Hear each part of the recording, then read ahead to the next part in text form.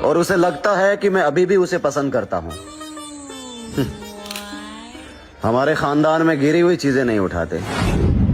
Dialogue तो तूने बहुत खतरनाक मार दे, लेकिन तेरे ऊपर बिल्कुल भी सूट नहीं करता। ये तो ऐसे लग रहा है जैसे कि चूहा शेरनी से कह रहा हो। उसको अभी भी लगता है कि मैं उसको पसंद करता हूँ, लेकिन हमारे यहाँ गिरी हुई चीजें नहीं उठाते। पुलिस है या ब्रोकर?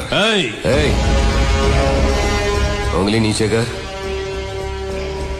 वरना हाथ काट के फेंक दूंगा, किसी लायक नहीं रहेगा। हाँ भाई, उंगली नीचे करो और इसको जोर से एक थप्पड़ मारो और इसको बता कि अगर रील्स एटीट्यूड वाली बनाते हैं ना, तो बैठने का स्टाइल, बोलने का स्टाइल भी एटीट्यूड वाला ही रखते हैं। ये तो ऐसे सिर पर हाथ रखकर बैठा है जैसे किसी की मरगत में आया, और बोलने का स्टाइल तो same to same Salman Khan के कुत्ते जैसा है।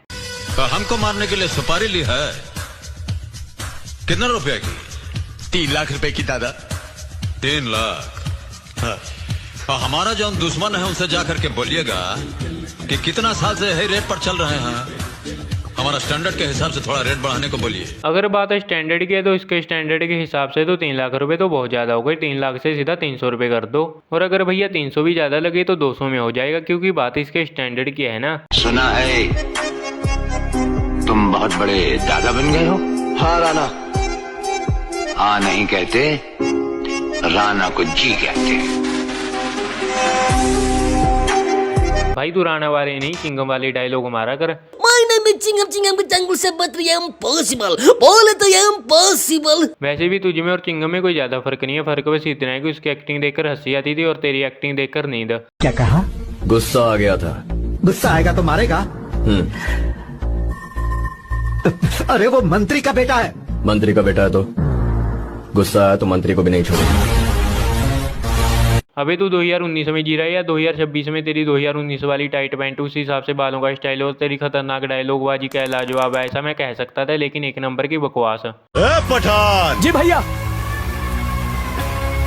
सिर्फ 10-12 गुंडों को ठोक के हम डॉन नहीं बने हैं। हमने जिन जिन को ठोका वो सब ससुरे डॉन ही थे। हाँ ओके भैया।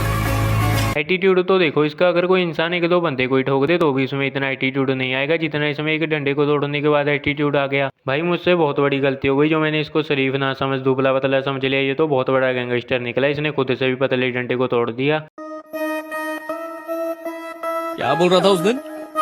मुझसे 600 किलोमीटर की दूरी पर है इसलिए बहादुरी दिखा रहा है। आज तेरे से 6 इंच दूर हूँ, जो बिगाड़ सकता है बिगाड़। मछली सटक लिए।